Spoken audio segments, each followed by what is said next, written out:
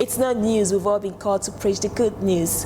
I think the headline should rather be, how are we getting on with this calling? This week, we'll be discussing practical tips on how we can share our faith. Welcome to lunch. Oh my Lord, sing hallelujah people. Oh my Lord, sing to the world. Follow the light, fight the good fight. God knows you're right to get on the righteous road. Thanks for joining us. This week, we'll be discussing practical tips on how we can share our faith. It's not as though people are not doing this. In fact, there are lots of ways people are sharing their faith individually and in groups. And so, we popped along to the Emirates Stadium, home of the famous Arsenal Football Club. Thousands of people gathered at the Emirates Stadium for an opportunity to stand and partner together in sharing the good news of our Lord Jesus Christ in the heart of London. It was the Just One Conference. When you've experienced forgiveness, something happens. We're keen to find out how people are sharing their faith. That unconditional love that God showed me, I would want to show that to everyone else. It's not by sort of, you need to do this, you need to do that. It's more about apply the things in your life that Christ has set as an example. Apply that and let that speak for itself. So action speaks louder than words, and that's what I truly believe. As a Christian, your action needs to show how you are, and because you're representing Christ, isn't it? You're the face of Christ, so I think that's key. I normally communicate my faith from my personal experience with the Lord, and I always tell people, show people the love of Christ, especially the people that are non-believers, especially the people that are also skeptical. I show them the love of Christ and tell them whatever you have done in the past, Jesus has paid it all.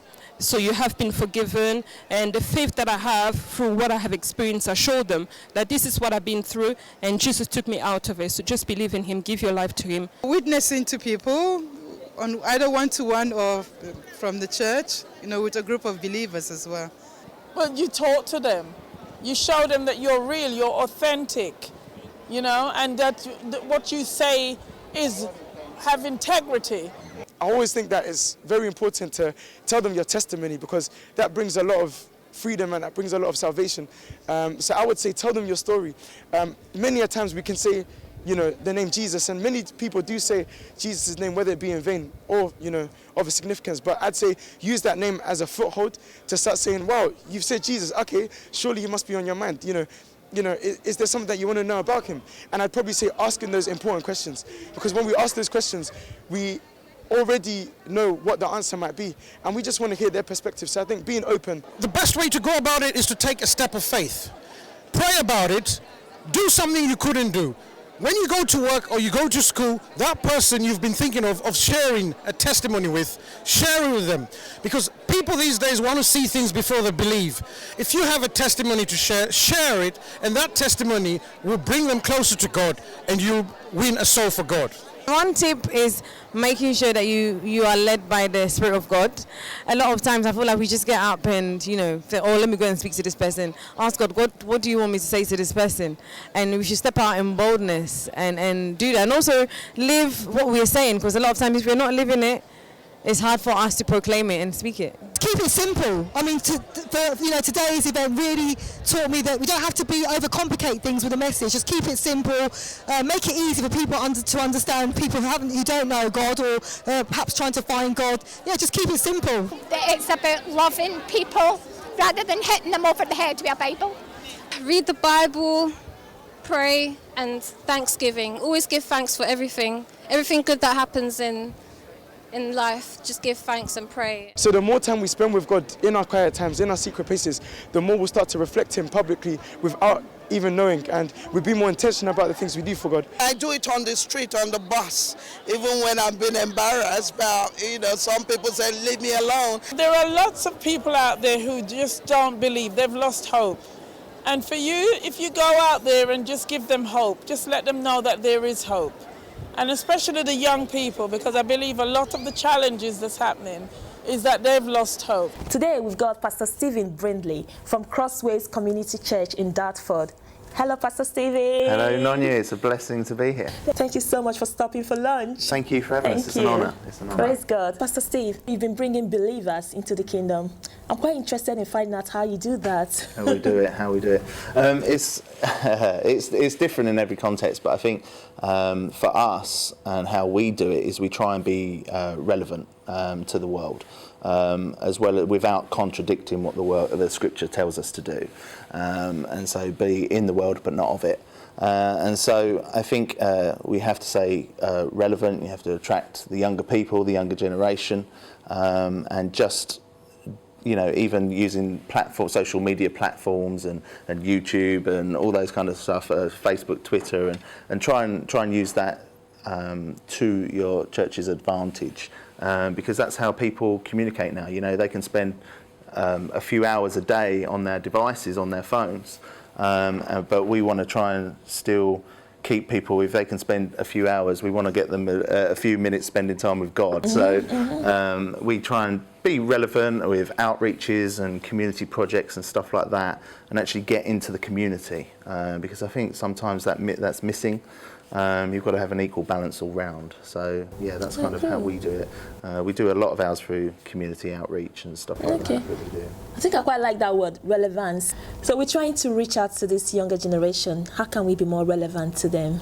How can we be more relevant? I think come down to their level and find out where they are and find out the needs of your area and the needs of your young people, and impact and infiltrate that way in that sense, and bring the gospel into there and be relevant with your social medias and I think you have to be relevant to what's going on in the world and what's happening in people's lives. Very many people, they will work in London, they have busy lives, they're coming home, they're getting up at 6 o'clock in the morning, they've got a couple of hours commute, they're coming home again and they're home late, So it's understanding that and understanding the ways of the world and bringing the gospel in the right relevant way.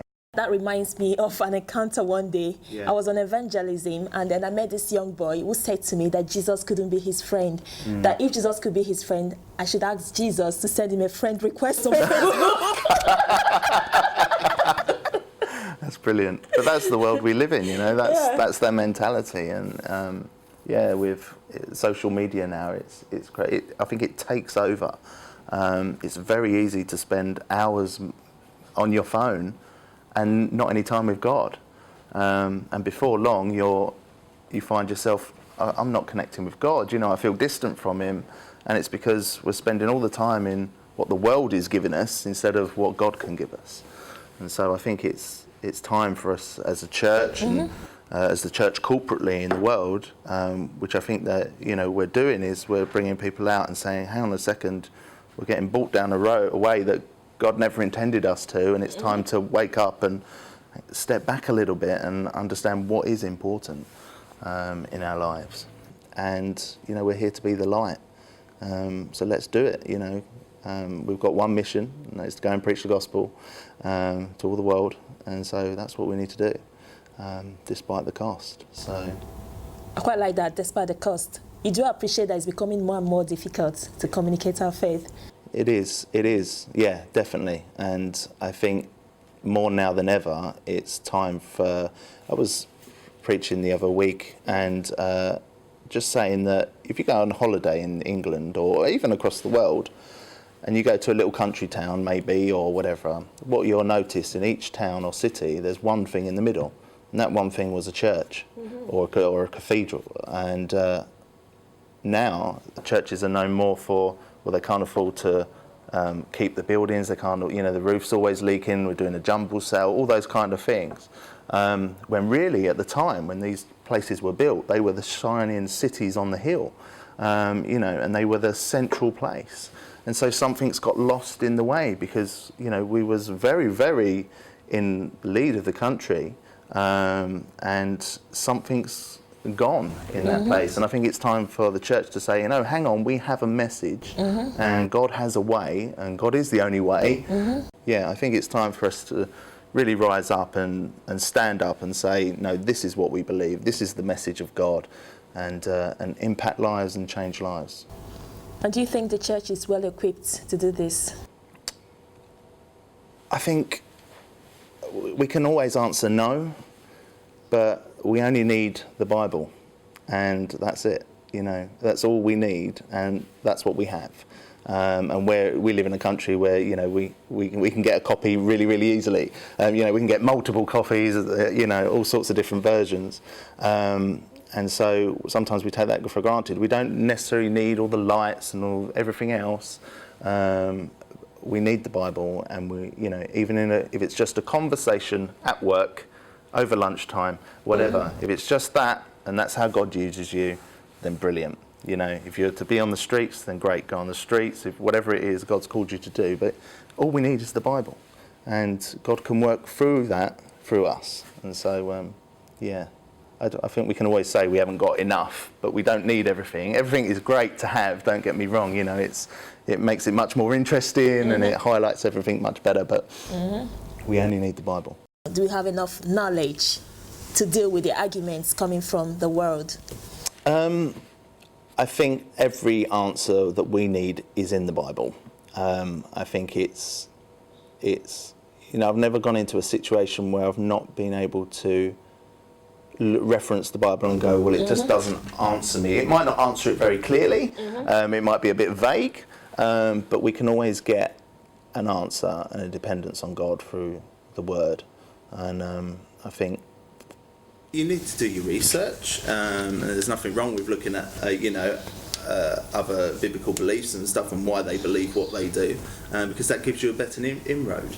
But I think sometimes we've just got to keep it simple, and sometimes we've just got to, keep it simple and just, I don't want to believe that I came from a monkey or an ape, and you know that over time that we generated. No, I just believe that, you know, in the beginning, God. That's it. That's what it starts with. Full stop. That's it. In the beginning was God. God created the heavens and the earth, Adam and Eve, and etc., etc. And so, you know, I think you cannot live life when you pull away from your devices, when you pull away from everything, and you sit and you appreciate the world and you appreciate what's out there, the stars in the sky, you know, how the world actually exists, how humans are created, you know, through reproduction, how everything, it all can't be by chance. There's no way you can turn around and say, well, it just happened. It did just happen, but there was a creator, and that creator was God. Amen. Pastor Stephen. Yes. Thank you so much for chatting with us today. It's been a pleasure. Thank you.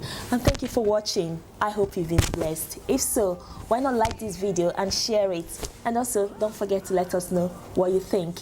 Tomorrow, we'll be meeting with Andy Frost of Share Jesus International. See you tomorrow.